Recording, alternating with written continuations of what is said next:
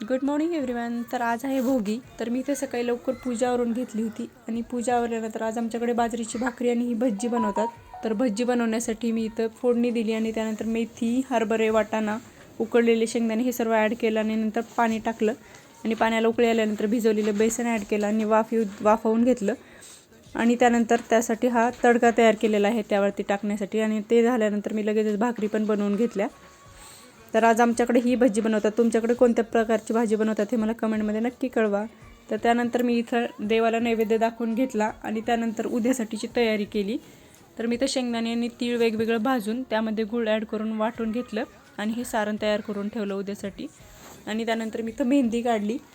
तर काव्यांनी हातावर मला एक क्रिसमस ट्री आणि एक गर्ल आणि तिच्या बाजूला हाऊस असं काढायला सांगितली होती मेहंदी.